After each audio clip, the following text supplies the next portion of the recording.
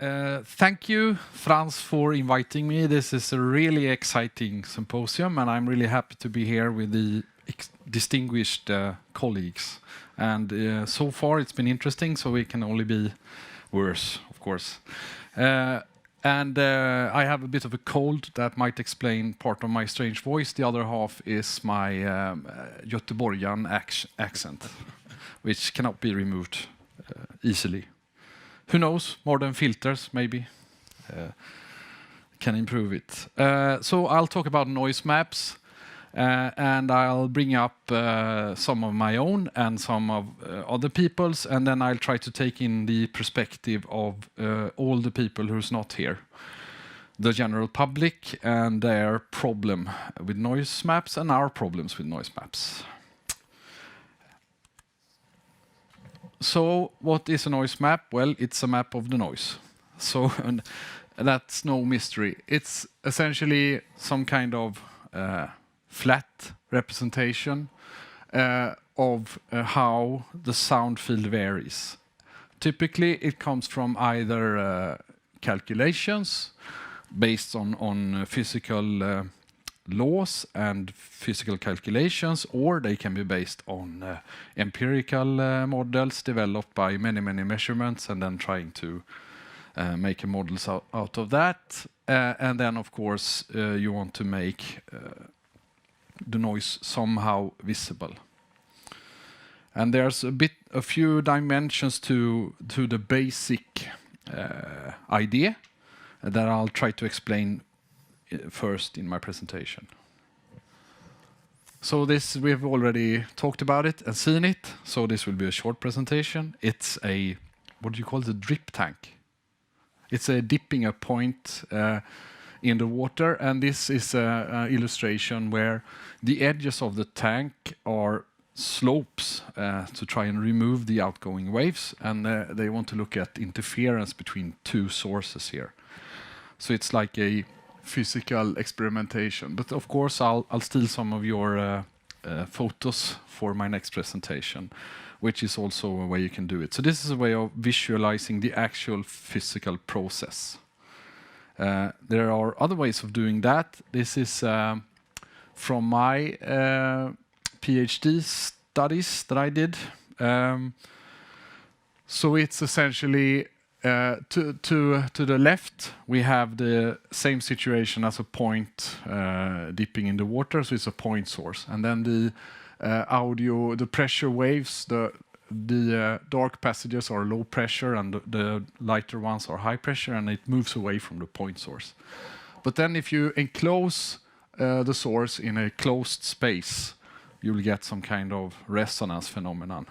So instead of moving away, you will form a standing wave that can be seen as being adding up all the waves. If you combine those together mathematically, you get something like in that picture, where you have a free wave coming and then some kind of cavity. In this case, it's a courtyard. So it's a courtyard between two buildings, and then the energy will go into the courtyard. And then in the final step, we did two courtyards. It's kind of difficult to see here, but the source is in the left courtyard, and then it propagates to the right courtyard, where the sound is very weak and therefore pretty blue and difficult to see here. But this is the kind of visualization that comes natural to the scientist or the engineer. It doesn't really say what you hear. It just shows the waves. And it's only for a single frequency. So that would be a pretty boring soundscape if we had to listen to just a single frequency. Even worse than visually, where we only see a factor 2 between red and blue, which is so small in comparison to sound. So what we typically do is that we take all of our measurements, not of the actual sound waves, but of the energy in them, or the perception of them somehow. And we try to make a map of that. And then we get into all the classical mapping complexities. How do you make something that varies over space on a flat surface. One way of doing it with contours or simply with numbers, so write the number on the map. Another way is to use some kind of symbology. The symbology I stole here is from a program where you can use some kind of speed gauge to give you a visual indication. But of course you could use the size of symbols or the color of symbols, or you could take the next step to what we have in the left corner, which is a third dimension. So instead of just using color in this case, this is a population density map. So white is low population, red is high. We've also added a stapel, a rod, which height corresponds to the value. So if you present a map like this to the public, maps of that type, of the contour type, or maybe the easiest to understand in terms of if you want to look at your building, how high is the level? Things like third dimension makes it complicated, of course. Then you'll have to interact with it somehow and see maybe behind where you're situated or so. Makes it a bit more complex to hand it out to the public. So this is an official sound map from Gothenburg. You recognize it? Yeah. So it's a number of streets, and then the buildings are here made black. So the official building contours are filled in by me, black. So this calculation is only available where there's no building.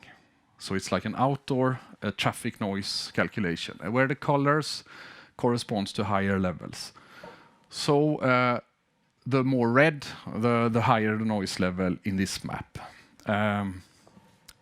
But it has several information problems. One of them is that mostly what you see is not space where humans typically stay. So if you remove all the road surfaces, for instance, maybe you get something more realistic. So if you walk on the sidewalk or you live in a building and you look at the facade of the building, this gives you perhaps more information. But visually, I guess this is more catchy. And like a wide red street gives some kind of signal to us that it might be more problematic than a narrow red street, but actually it's the same problem, so to speak. Also imagine what happens if I do a noise map like this and then I zoom it out, then everything goes black, which is technically correct, but it's not visually pleasing and it's not very precise. It's very, very difficult to read such a map, especially if you start averaging between black and the noise level, whatever black is in this case. So I did this map in a visualization project we have in Gothenburg at Chalmers University of Technology, where they want to study stuff, how persons look at these maps and what they think about them and what they think is realistic and not. And then I made like a classical noise map and I draped it over the height contour. So it's not only a flat map, it sort of follows the ground model in this case. And that is something that people think is helpful. They see this as more realistic than if I had made it completely flat. But on the other hand, it's difficult to point for me now, but on some cases you have like a hill shading. So a hill shape creates a shade, and that's the visual aid for us. It does not mean that the sound level is actually lower. It just means that the hill information is blended with the sound power information or the sound pressure level information. Also, in this map, the interesting or the focus in when we did this map was exposure at home. And if you look at this area, the homes are actually in the buildings. And the red things you see are on the street. So more relevant would be to look at the buildings.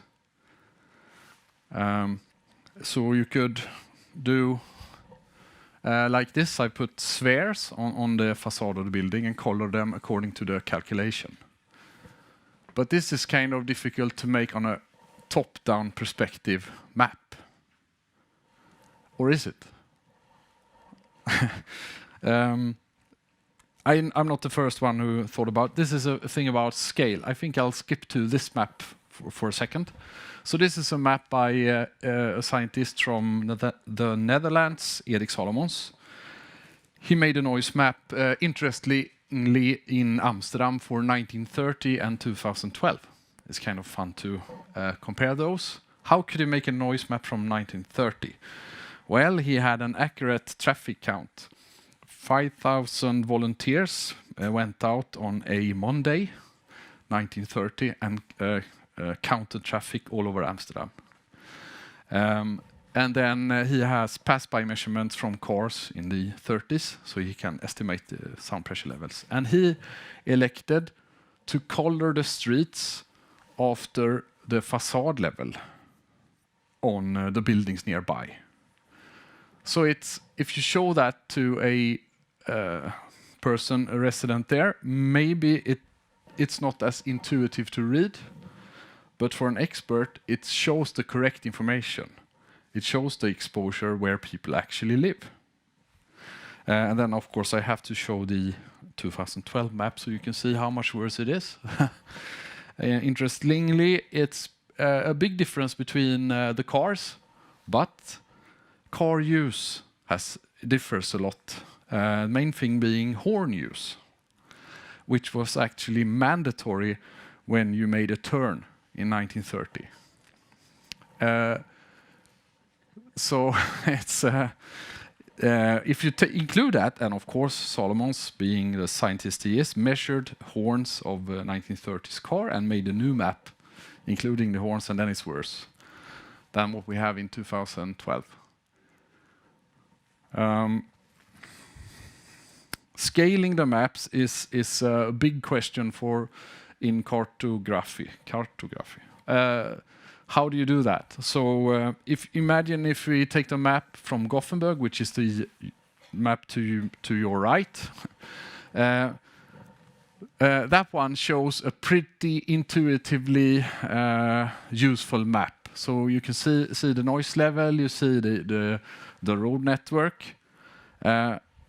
So if I would have taken the other map, the mostly black one, and expanded it, it would have been all black, more or less. So buildings are not visible here. And instead, I color an area after the noise levels typically on the buildings in that area. But that makes perfectly intuitively sense, I think.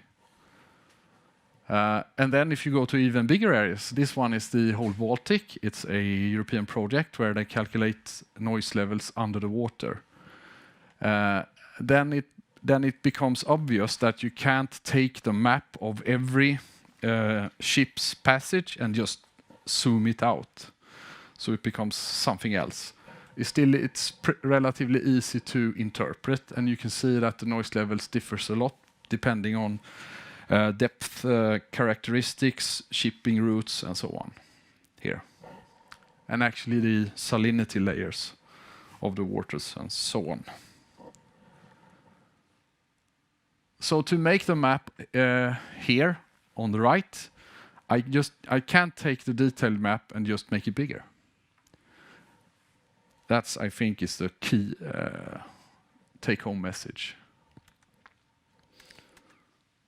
And then a favorite hobby of mine is to try and connect what we typically use on noise map to what we typically use for communication with politicians and so on. Our statistics, our exposure tables, number of people estimated above a certain level and so on. So I made this very simple demonstration. So this is some kind of noise, for instance, from a railway. And I've calculated my noise contours, colored them, and then the dots to the right is the houses, and then we can count the different houses, how they are exposed. But we can also make it one step more complicated and look, for instance, in Sweden and Denmark, we have, depending on the noise level, we estimate different social costs or health effects of noise. So the more red, the higher the cost in this case. And then I can sort my costs here. Interestingly, in almost all such models, low exposure areas are really important anyway, because they are typically very much bigger. So there's a lot more people living in the green area than in the red. And if you look at this from the map, it might be obvious to do something to save the red ones. But if you're looking at it in the that one, and you're a politician and you want to save money, you want to do something about the green ones, which are the big cost. I wanted to say a few words about this map. This has been a study been done here. This is a noise map when they built a new, or they renewed an airport, the Minneapolis-St. Paul International Airport. And this is the noise map that they made. It's made with the official calculation method called INM. And it was sent out to people in the area, and it made a big difference if your house was inside or outside the contour. If you were inside, you might be eligible to different measures to reduce the noise, but you might also be prohibited in building new buildings or adding stuff to your house. So more or less how it works in most of the world. And then they made a study on how people reacted to this map, and there were lots of concerns. So for a scientist, it makes perfect sense. It's like where the flight paths go, and the typical wind direction determines the typical start direction of the aircraft. We get those corridors.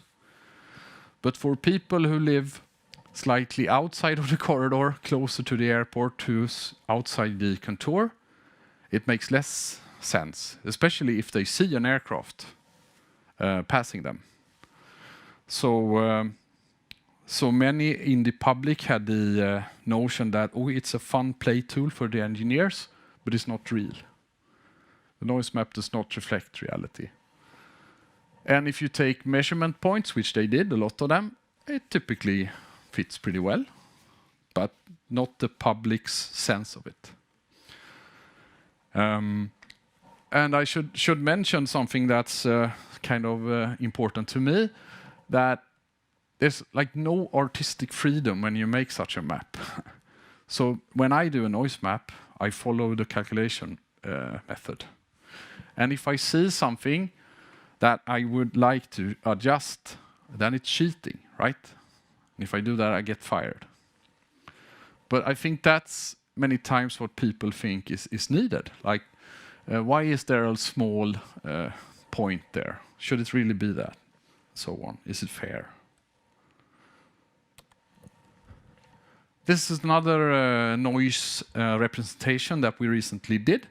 It's a Lego. Oh, sorry. Maybe I shouldn't say that. It's a block building exercise where the black stuff is a road, the gray thing is a noise barrier, and the colors of the pieces made by a famous Danish company represents the noise level on the facade of their house. And this visualizes the buildings, not the space around them. And this was an exercise for physicians in environmental medicine, and they really liked it and thought it was intuitive, and it was a good way to cheat them to learn maths without doing maths. So they can understand noise pipes better. Here, population is added to the map by adding dots. So it's a classical maps with noise contours, and the grayness indicates noise level, and then the black dots are here's people living. And that's really the next step in noise mapping. This is my take on that in Gothenburg.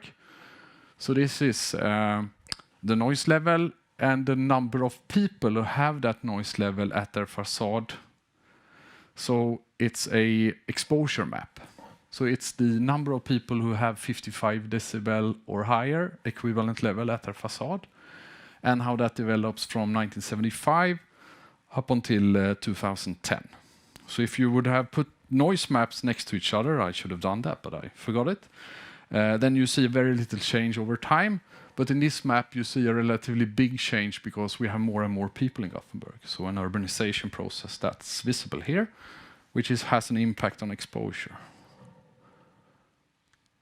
And this is a map from the good old days.